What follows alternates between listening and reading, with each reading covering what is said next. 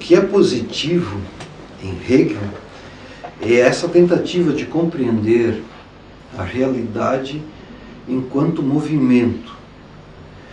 E um movimento que se realiza na história e que tem um avanço, uma marcha progressiva.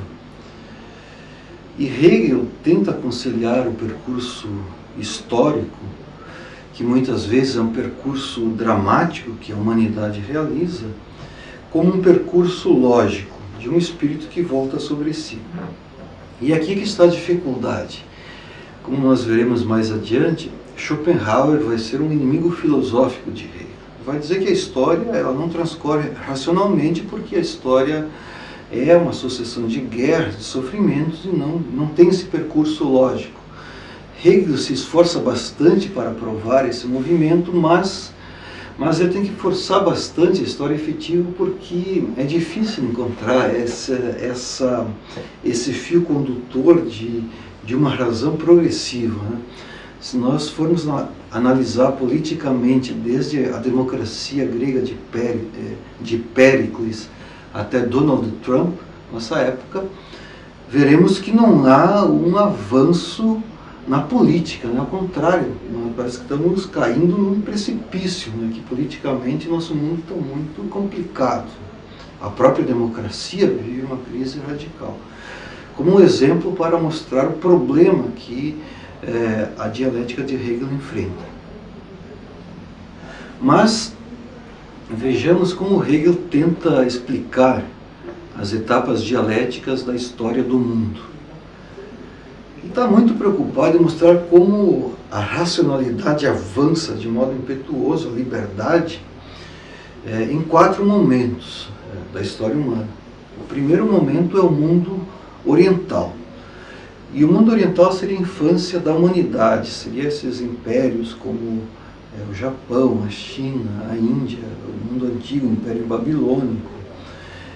Porque aí nós temos as formas mais rudimentares de comunidade, sociedade, as religiões mais primitivas do mundo. Por isso a infância ainda não há um bom desenvolvimento da razão. Mas o espírito vai evoluindo, e na Grécia nós temos a juventude da humanidade, aí que floresce o ímpeto, como os gregos conseguiram construir já a filosofia, a política, esse ideal de essa estrutura científica, essa visão do mundo, a arte em todos os domínios, né? Como os gregos foram geniais, e então a juventude, essa época de construção. E o Império Romano, para Hegel, é a idade madura da humanidade. Por quê? Porque o Império Romano, enquanto organização política, significou para Hegel essa grande unificação do mundo. O direito, as instituições políticas funcionavam muito bem. E claro, Hegel tende a mascarar muito as relações de dominação. Havia muitos escravos. E como justificar a escravidão no movimento do espírito? É a crítica que Marx fará à dialética hegeliana. Mas como Hegel era alemão, e como ele queria justificar também o estado em que ele vivia, ele diz o seguinte: o mundo cristão germano, o sacro Império Romano da nação alemã, que vai se fundar no século XIX, o Segundo Reich, seria a senilidade, ou seja, a velhice da humanidade. Mas essa coisa antiga, né, de que a velhice é a época de mais sabedoria, de completude da vida. É quando o espírito concretiza a si mesmo, no presente, a sua maturidade, o conceito maduro de si mesmo. Com isso, o século XIX, a Prússia, esse Estado prussiano seria o Estado mais racional, que teria toda essa capacidade para fornecer um modelo racional de política e de ética. Assim, Hegel conclui que o processo histórico seria conduzido pela razão dialética. Quer dizer que a realidade é construída através de negações, através de oposições. E Hegel acha que, ao longo desse processo, há a garantia de que, no final, o resultado será bom. A humanidade realizará os seus fins racionais, éticos, espirituais, no absoluto. E por isso Hegel tem uma tese do fim da história, que é quando o espírito retorna a si mesmo como espírito absoluto, incluindo, superando, mantendo as singularidades. E essa é a principal dificuldade que possui Hegel, né? Como comprovar a história nessa sucessão de tantos sofrimentos, que há um espírito universal que triunfa.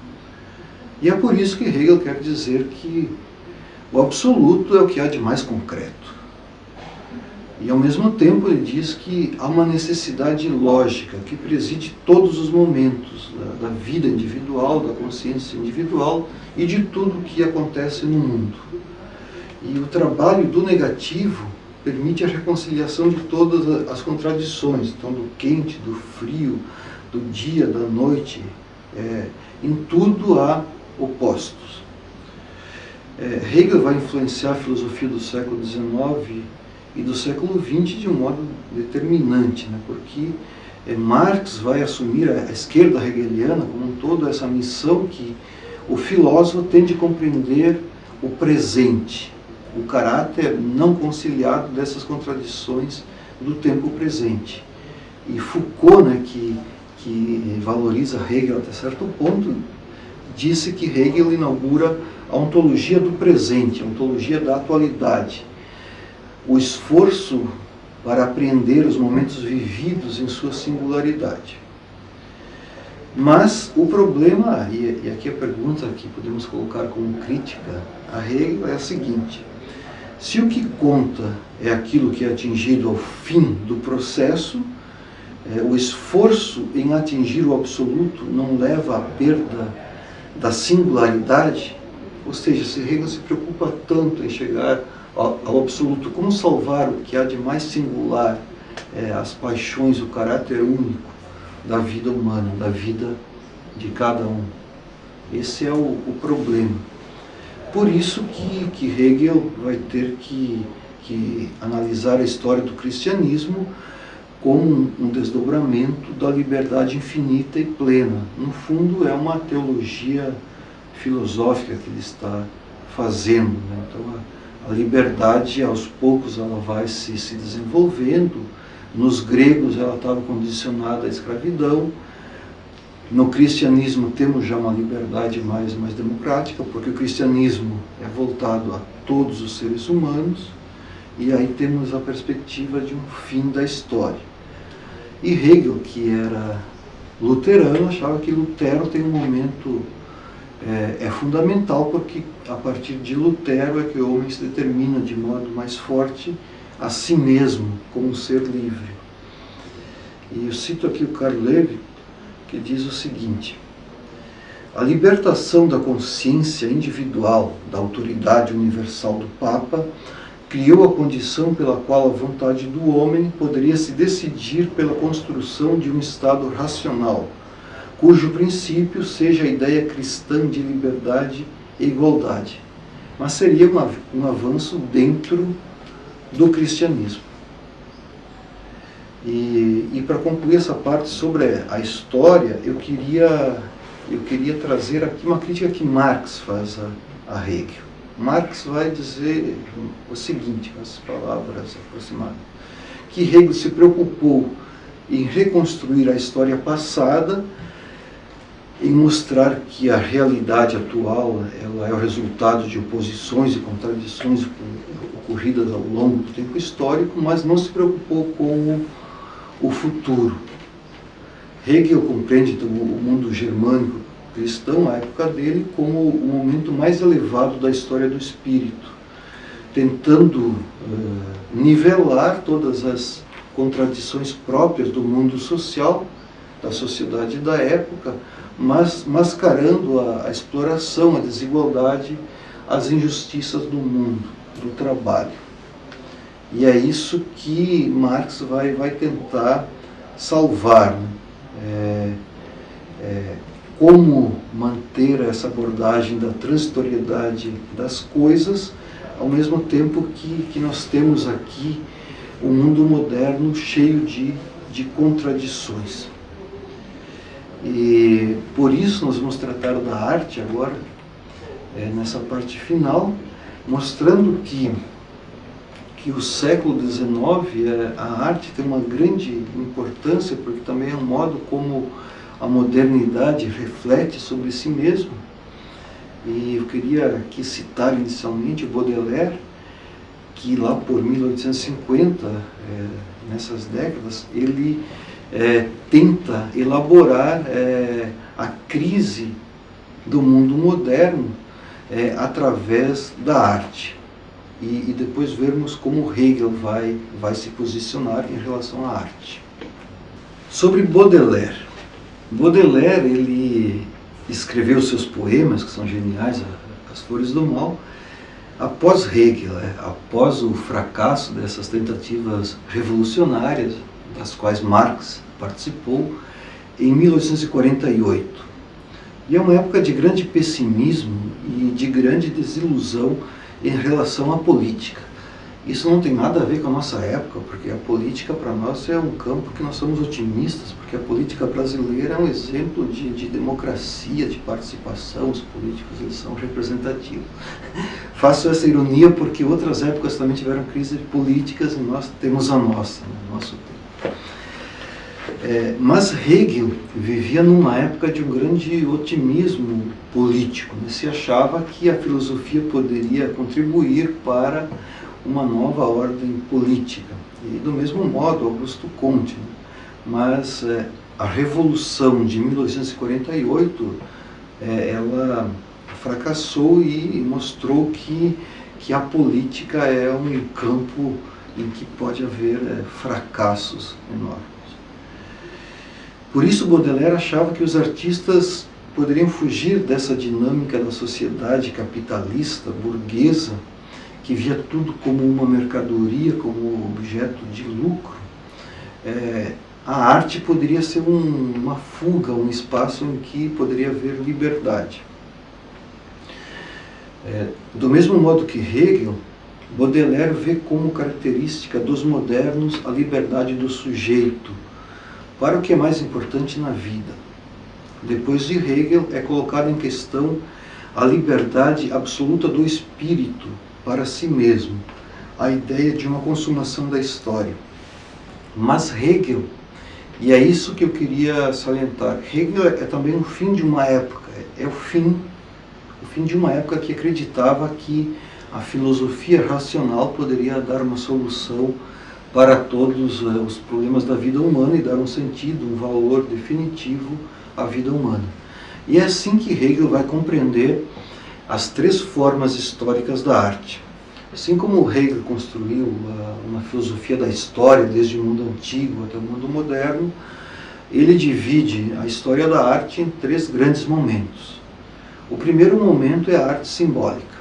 Começamos lá do Antigo Oriente também, a arte dos antigos babilônicos, japoneses, chineses, hindus. E aí Hegel diz, nos seus cursos de estética, cada arte tem seu tempo de florescimento, de formação consumada como arte, um antes e um depois dessa consumação, pois os produtos do conjunto das artes são obras do espírito e, portanto, não estão imediatamente prontos no interior de seu domínio determinado, tal como as configurações da natureza, mas são um começar, um progredir, um consumar e finalizar, um crescer, florescer e degenerar. Por isso Hegel quer dizer que a arte expressa os interesses do espírito. Também na arte o espírito se expressa para chegar até o absoluto. E essas três épocas da história universal correspondem então às três formas da arte e também tem a ver com a história das religiões. Construindo historicamente a arte, Hegel então tem uma estética que ela é fundamental, que quer ser uma ciência da arte. E o foco dessa ciência é Deus, o divino. A arte, segundo Hegel, é uma automanifestação do espírito. E o espírito aqui é o divino, é Deus, que se efetiva de modo histórico, de modo mitológico, até se tornar lógico e especulativo. Por isso a arte, a religião e a filosofia, que é o momento mais elevado do sistema. O que importa a Hegel também na arte é o absoluto. E é por isso que Hegel diz na sua estética: na arte nos deparamos com a libertação do espírito, do conteúdo e das formas da finitude, com a presença e com a reconciliação do absoluto no mundo sensível e aparente, com o desdobramento da verdade. Ou seja, a arte tem a ver com o mundo das aparências, com o mundo sensível, mas o mundo do sensível, através da arte, é um reino inferior fadado a desaparecer nesse processo de superação dialético. E o que Hegel está falando aqui é que vai acontecer o triunfo da cultura do universal e progressivamente o sensível vai sendo esquecido. Por isso a arte, ela tem uma função, que ela é apresentar a ideia do belo. O belo é o modo de unir a bondade com a verdade, a razão teórica com a razão prática, a natureza com o espírito. Por isso, o belo artístico para Hegel é superior ao belo natural. Para Kant, o belo natural é superior. Mas para Hegel, o que importa é o trabalho do espírito, do sujeito. Por isso, o belo artístico, uma obra de arte, uma pintura, uma música, mesmo que sendo ruins, é superior ao belo natural, ao nascer do sol. A arte se concretiza em 3 formas básicas, como falei, sempre ligada à história das religiões universais, principalmente o budismo, a religião de Zoroastro, o politeísmo grego, o judaísmo, o islamismo e o cristianismo. E Hegel diz: em nossa época não poderia mais aparecer nenhum Homero, nenhum Sófocles, nenhum Dante, Shakespeare ou Beethoven, porque a nossa época seria a época em que predomina a ciência. E é nessa época que o gênio da arte vai morrendo para o triunfo do talento científico. Por isso a arte tem de morrer. Falando rapidamente, a arte simbólica é a primeira forma artística, é a arte arcaica oriental, é quando o espírito procurava o absoluto no mundo natural. E aqui a natureza seria o próprio divino em si mesmo. Temos a arquitetura sagrada, o templo. Então, os templos da Babilônia, o antigo templo de Jerusalém também. É a expressão máxima dessa arte sublime, dessa arte que simboliza um divino infinito, por isso a grandeza do templo. As principais expressões da arte simbólica, que é uma arte sublime, inconsciente, são a religião de Zoroastro, que é uma religião lá da Pérsia antiga. Também a concepção indiana de Brahma, o simbolismo egípcio de Ísis, Osíris, a poesia indiana do Bhagavad Gita, a poesia maometana de Hafiz, a mística cristã. Então viria até a Idade Média. E essa imagem aqui da porta de Ishtar, do século VI a.C., que é um templo babilônico que foi transportado para Berlim, que está no Museu de Pérgamo e que retrata bem essa grandiosidade, essa infinitude do divino. Já a segunda forma de arte é a arte clássica. A arte clássica é a arte grega. E é aqui que Hegel diz que o ideal estético máximo é atingido por essa forma artística clássica antiga, que basicamente, segundo Hegel, consiste em expor os deuses gregos enquanto indivíduos espiritualizados, mas ainda afetados pela forma humana natural. a arquitetura, a escultura principalmente, que é a forma superior, né? É a forma plástica em que os deuses gregos são apresentados. Essa escultura grega é uma idealização do divino.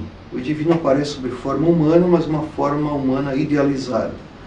Segundo as palavras de Goethe, esse ideal clássico é a calma grandeza e a nobre simplicidade que estão expressas nesses deuses. Por exemplo, aqui Praxíteles, Hermes carregando Dioniso criança. Vejam bem a serenidade do deus Hermes, a calma grandeza. E por fim, nós temos a forma de arte romântica, que é a arte moderna.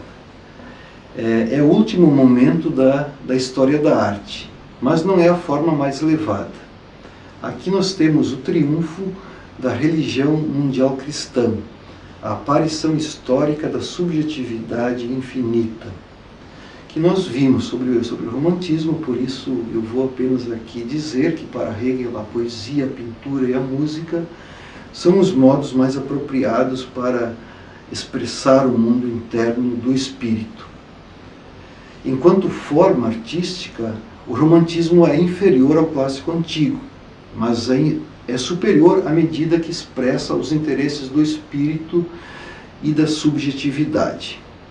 E com isso nós chegamos à morte da arte, porque a arte não é a forma mais elevada pela qual o espírito atinge os seus interesses, e Hegel vai dizer que tem de triunfar a cultura da ciência, do conceito do universal. Mas, apesar disso, termino mostrando a importância que tem o romantismo enquanto forma artística, e de modo algum a arte terminou com Hegel.